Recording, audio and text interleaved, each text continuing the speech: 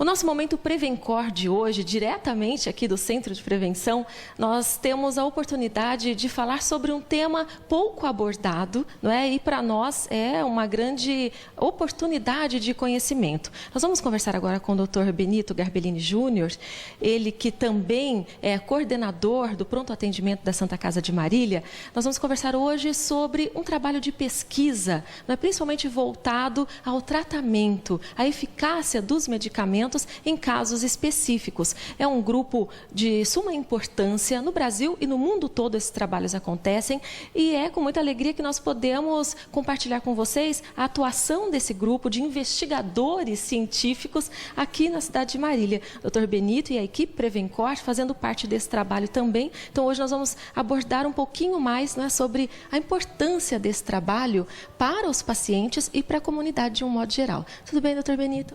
Tudo bem, prazer em vê-la novamente, estar aqui com a gente. É sempre uma honra recebê-la e a oportunidade de dividir com as pessoas algumas informações, né? Esse tema que você gostaria de discutir hoje, eu acho que é extremamente importante, que é a participação em pesquisas clínicas, pesquisas médicas, no desenvolvimento, no aprimoramento de medicações, de aparelhagens, né? Isso existe há muitos anos, essa questão. Por um certo tempo existia um preconceito com relação a isso, então no passado falava-se até que faziam-se os testes nos países subdesenvolvidos, onde as regras não eram rígidas, onde de alguma forma o governo poderia pactuar com algumas pesquisas indevidas e tal, né? São muitos mitos, né, relacionados a esse assunto. Sem dúvida alguma. E coisas que vêm da época das grandes guerras, do nazismo, onde as pessoas não eram respeitadas e grandes avanços aconteceram, mas sem nenhum respeito ao ser humano, às suas necessidades, né? Apenas para o conhecimento ser adquirido naquela época. A partir, então, desses acontecimentos, surgem em vários pontos do mundo entidades, associações que desenvolveram normas de conduta na realização dos estudos, como Nuremberg, né?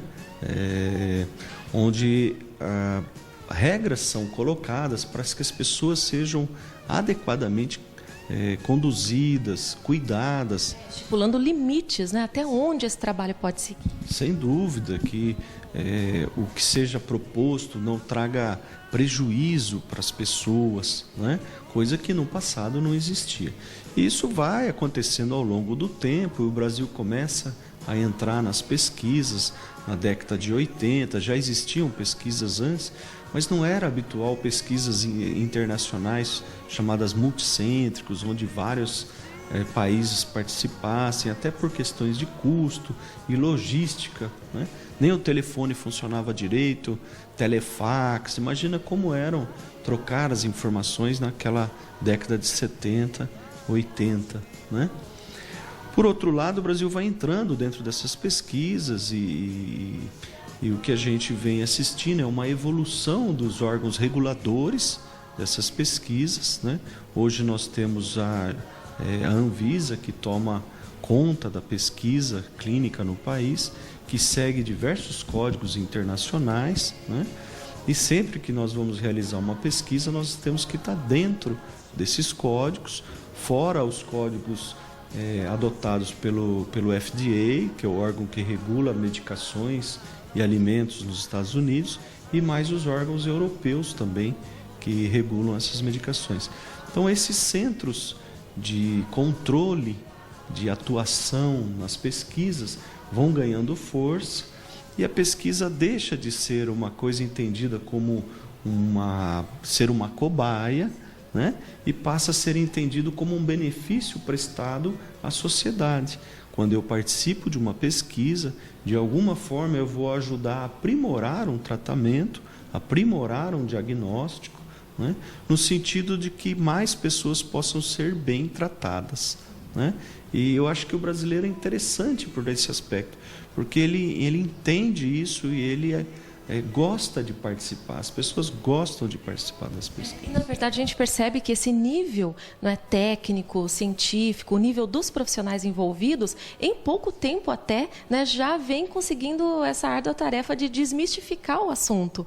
Aí o Dr. Benito chega a esse ponto, né, que as pessoas têm uma aceitação muito positiva, justamente porque se sentem seguras, né, porque o nível de segurança fica muito nítido a partir do momento que a pessoa tem acesso a esse trabalho. Participar de uma pesquisa tem toda uma sequência obrigatória definida então nessas regras, né? Existe um entendimento do que eu vou fazer na pesquisa, quais são os meus direitos, quais são as minhas obrigações, quais são os meus riscos, né? No sentido de que eu possa interpretar com clareza o que vai me acontecer, o que pode me acontecer e o que eu tenho de benefícios em participar de uma pesquisa. Tudo isso está definido em regra e o treinamento, o aprimoramento dos investigadores vai fazendo com que essas regras sejam efetivamente cumpridas, né? Então hoje é todo um processo, um verdadeiro ritual que existe entre perguntar se uma pessoa quer participar e a efetividade dessa participação com assinatura em vários documentos, né, com leitura, com esclarecimento dessas... por exemplo, vai ser colhido 5 ml ou 1 colher de sangue para fazer um teste, vai ser colhido o seu sangue e ele vai servir para avaliação de genoma. Então tem vários tipos de estudo que tem essas abordagens, né? E o paciente participa de todas as etapas, tem informação, conhecimento, ele tem acesso a tudo. Exatamente. Hoje, inclusive, na questão dos efeitos que vão sendo identificados, né? Porque os estudos habitualmente envolvem milhares de pessoas, geralmente 15, 20 mil pessoas. Então, por todo o mundo, o estudo sendo realizado, nós vamos tendo informações em tal, no Japão aconteceu tal efeito colateral, nos Estados Unidos tal, no Brasil tal. Isso tudo é enviado pelo sistema eletrônico. Hoje praticamente acontece hoje, no final da tarde já tem a informação disponível aqui, né? Imediata.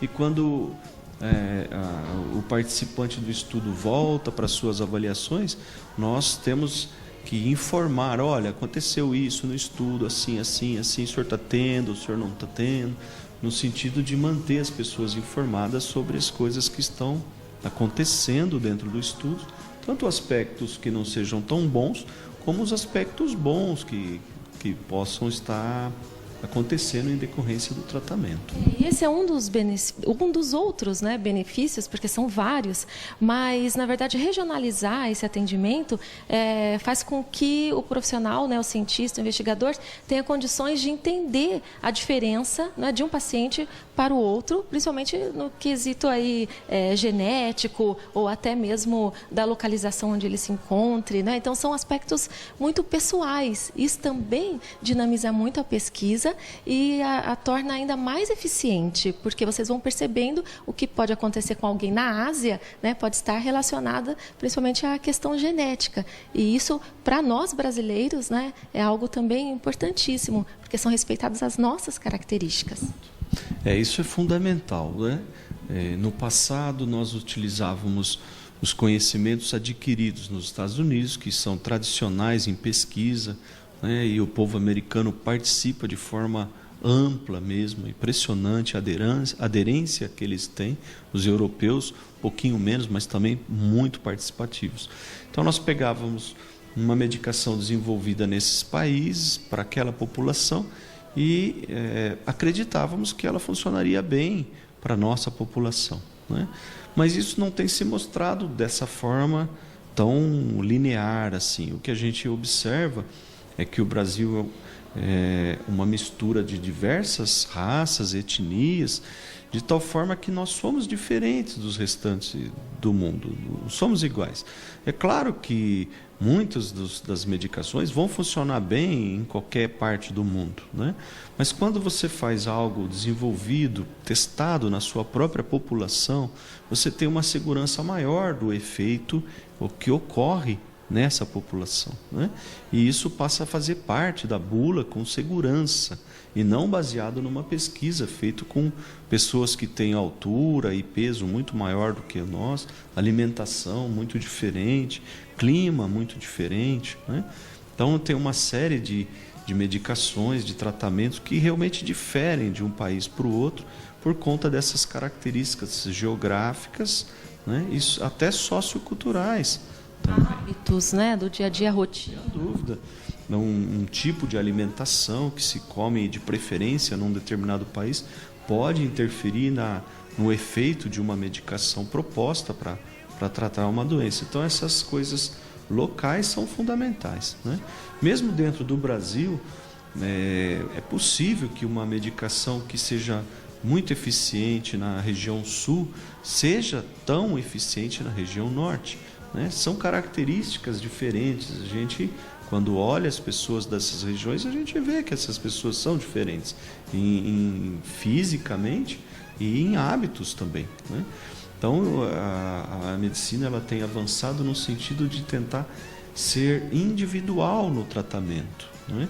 Por outro lado, utilizar grandes massas, grandes estudos de grande população para determinar qual seria a conduta, a atitude, a dose, a medicação mais correta.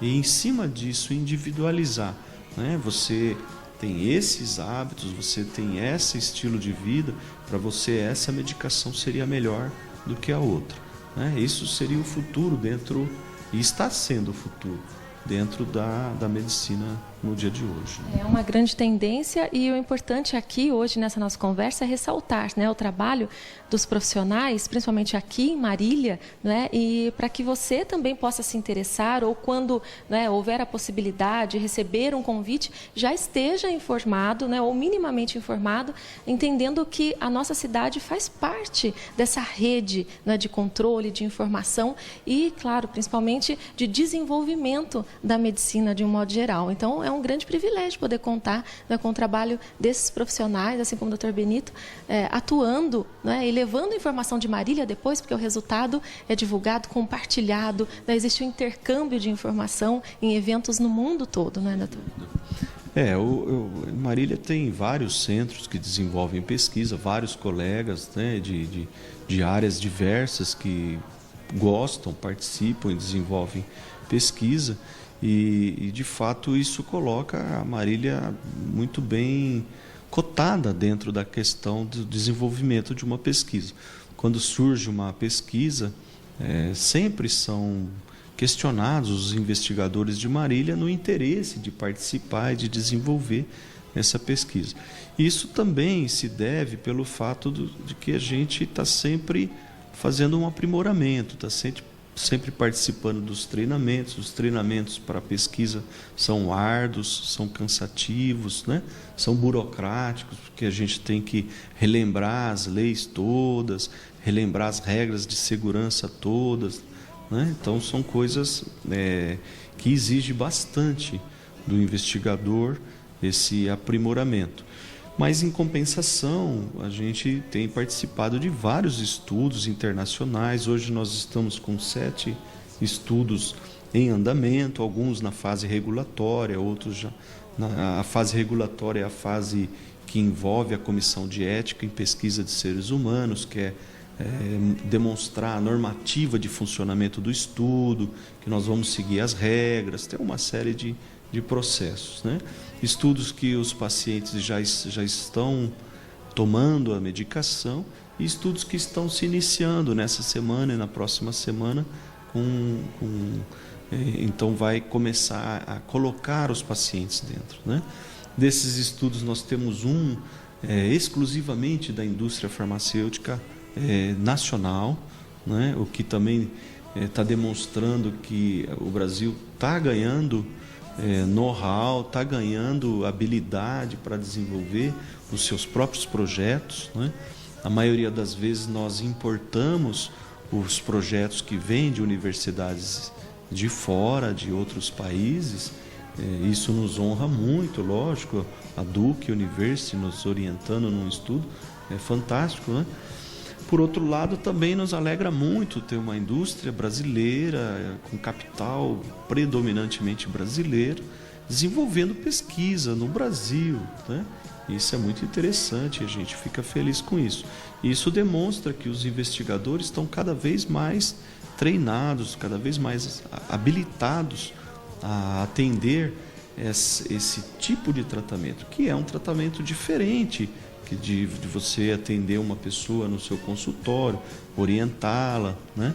É diferente, envolve uma série de responsabilidades diversas, porque se faz parte de uma pesquisa. Com o aprimoramento das regras, né? Da Anvisa e mesmo do FDA e tudo, passou-se a exigir que a equipe toda tivesse ciência da existência dos estudos, o que fazer quando um paciente do estudo telefona reclamando que está com dor de cabeça, qual é a atitude que toma. Tudo isso é avaliado e valorizado dentro de uma equipe que se define como uma equipe investigadora, que quer participar de investigação e desenvolvimento de medicações e produtos, né? Dentro dessas regras, existem as avaliações feitas pelos órgãos reguladores. Então, às vezes, a gente recebe uma notificação que daqui 15 dias vai existir uma avaliação da Anvisa, pode acontecer do FDA, o FDA também vem, geralmente, eles dão um prazo um pouquinho maior, 20 dias a 30 dias, e vem um grupo de médicos e de avaliadores americanos. Eles se deslocam até o centro e no centro eles vão conversar desde do pessoal que cuida da área da limpeza, da secretaria, conversa com as pessoas, com os pacientes na recepção, perguntando se eles sabem o que acontece aqui. Tem toda uma avaliação para pontuar o centro de pesquisa, né, como um centro de excelência, ou com um centro com algumas coisas a serem corrigidas, ou com um centro que tem que ser fechado, né? Existem relatos de fechamento de centros baseado nessas avaliações por quebra da conduta, daquilo que é acordado em praticar em pesquisa, né? Porque aí você viola a segurança dos pacientes, compreende? Então, existem alguns centros que foram fechados em visitas desse tipo, e aí o investigador e as pessoas participantes ficam impedidas de participar por um determinado tempo, acho que em torno de 5 anos, né? Mas, de fato, isso é uma coisa tão desastrosa que provavelmente o investigador não volta mais a trabalhar nesse tipo de atividade. Por outro lado, receber um selo, mesmo que você tenha que fazer algumas correções, porque a perfeição é algo difícil de ser atingido. Sempre dá para melhorar. E a regra, se você lê o que eles querem a perfeição mesmo, né? Mas é difícil, porque às vezes você esqueceu de avisar um funcionário que ela teria que telefonar se um paciente do estudo se queixar, por exemplo, uma funcionária nova, e se eles pegarem isso, você tem um pontinho amarelo lá para ser corrigido. Você vai treinar a funcionária, tudo com processos, né? Treina a funcionária e pronto. Está resolvido o problema, mas é um pontinho amarelo que você tem, entendeu?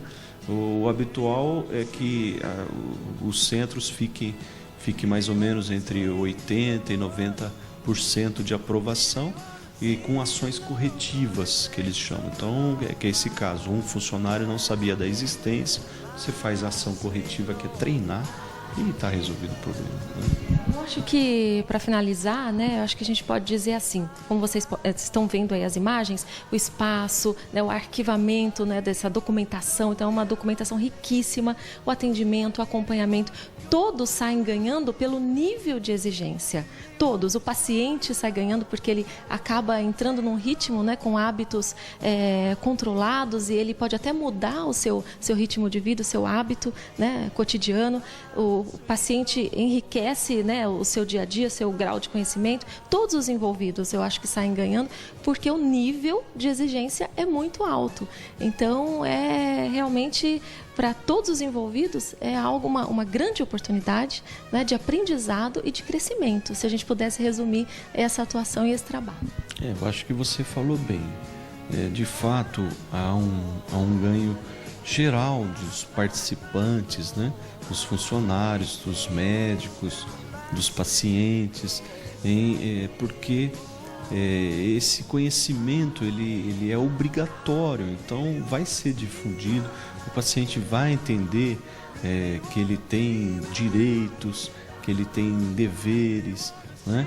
Ele percebe que o padrão de atendimento é um padrão muito superior do habitual, mesmo que o paciente tenha condições financeiras excelentes, que possa pagar grandes serviços, grandes profissionais, ainda assim, quando essa pessoa participa de um estudo, ela fica surpresa, né? Porque a gente telefona no meio da semana para saber se tomou remédio, porque tem uma série de processos que envolvem os estudos e que demonstra preocupação com o bem-estar. Seria muito bom que a medicina pudesse ser praticada num nível semelhante para as pessoas que estão no seu dia a dia, né? Aparentemente, por enquanto, isso é impossível. Mas quanto maior for o número de investigadores, né? Quanto maior for as pessoas que participem dos estudos, mais esse tipo de situação pode vir a acontecer. Exatamente, vamos torcer para isso, não é? E, doutor Benito, hoje, infelizmente, a gente não vai conseguir abordar especificamente a atuação, né, na coordenação do pronto atendimento da Santa Casa. Nós vamos, depois, em um outro programa, falar exclusivamente sobre isso, porque é um outro tema importantíssimo, mas aproveitando a oportunidade, só relatar aqui a importância da parceria com a Santa Casa de Marília, né, também nesse nível, né, de estudo e pesquisa, porque é um suporte fundamental, né? Então, existe essa parceria para que as pessoas entendam também esse nível de colaboração. O centro de pesquisa ele necessita ter um hospital de retaguarda, um local onde o paciente possa recorrer de madrugada, que ele possa ser internado se for necessário, né? Participar de uma pesquisa, se vamos dizer que a pessoa está participando de uma pesquisa sobre diabetes e essa pessoa tem que fazer uma cirurgia de vesícula, né? Quer dizer, muito provavelmente não existe ligação entre essas duas ocorrências. Por outro lado, isso é considerado como uma ocorrência do estudo, tem que ser relatado, tem uma série de coisas. Então, para isso tem que existir um hospital onde exista facilidade e o entendimento do que é o estudo, para que serve, as finalidades e tal. E a Santa Casa, já de muitos anos, é parceira nesse aspecto com a gente, e nós mantivemos isso daí. Nós temos vários estudos que nós estamos dividindo com a Santa Casa as responsabilidades, com o serviço de hemodinâmica, o Dr. Pedro, o Dr. Marlen, né, que nos ajuda muito na questão das pesquisas, tá certo? E eu vejo na administração da Santa Casa um interesse muito expressivo, muito importante para desenvolver as pesquisas, né? Isso leva o hospital a fora do Brasil, tá certo? Recentemente o Dr. Pedro participou numa apresentação na Alemanha, onde ele levou o trabalho desenvolvido na Santa Casa. É um trabalho feito com vários centros nacionais e internacionais, mas está lá representado, né? Então, o binômio Prevencor Santa Casa, eu acho que na área de pesquisa, é mais uma área onde nós estamos com um relacionamento muito bom, muito forte, tentando desenvolver essas pesquisas aqui em Marília, e somos muito bem recebidos por eles. Eles acredito que gostam muito do trabalho que a gente faz lá. benefício sempre para a comunidade de um modo geral. Então, numa próxima oportunidade, num próximo programa com o Dr. Benito, nós vamos falar sobre um outro aspecto também que se destaca muito na cidade de Marília e a atuação do Dr. Benito à frente da coordenação do pronto atendimento lá da Santa Casa, né? Então, é um espaço cada vez mais procurado, né? E a gente entende essa procura e esse aumento justamente, né, pelo reconhecimento da população de um espaço que atenda às necessidades num momento tão delicado e tão especial, né, de muita sensibilidade, em que as pessoas precisam mesmo de uma ajuda, de um apoio rápido e instantâneo, né? Então, vamos deixar já registrada aqui a próxima participação para abordarmos, né, com mais profundidade esse assunto que já se destaca na cidade também, doutor Benito. Certo. Eu acho que o pronto-socorro, ele sempre foi um calcanhar de Aquiles da saúde de modo geral, né? No mundo todo, porque é uma situação de extrema fragilidade, as pessoas precisam ter um atendimento o mais breve possível, né? Um atendimento de qualidade que determine um reequilíbrio da sua saúde. A gente está tentando desenvolver um trabalho a convite da administração da Santa Casa, no sentido de integrar o corpo clínico com os plantonistas do pronto-socorro, né? De criar processos, de criar protocolos de atendimento para que as ações sejam mais rápidas, a recuperação, a alta do pronto atendimento seja mais breve, né? Então tem uma série de coisas para serem desenvolvidas e com certeza também precisamos que a população entenda a questão do tempo de demora, né? Isso não é exclusividade de Marília, não é o pronto-socorro do HC, o da Unimar, da Unimed, os PEASC ou da Santa Casa que é lento, não tem nada disso. É que o volume é muito alto e as prioridades precisam passar na frente. Então tem uma série de coisas que a gente podia desenvolver, um trabalho legal de conscientização da população, né? Com a ajuda de vocês, a divulgação dessas informações, a benefício das próprias pessoas mesmo. Então eu agradeço muito a grande oportunidade de receber essas informações, né, porque isso faz muita diferença no nosso dia a dia. Obrigada mais uma vez, viu? Eu que agradeço pela sua disposição, pelo carinho todo, pela atenção, por você vir até aqui, a gente poder conversar e principalmente poder passar informações às pessoas que possam orientá-las, informá-las, né, que elas possam também elaborar seu próprio conceito a respeito das coisas, né? Isso vai melhorar, com certeza. Obrigada mais uma vez e até a próxima. Até, muito obrigado.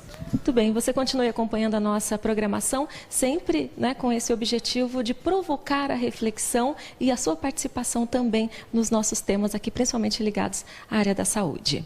Saúde a todos e até a próxima.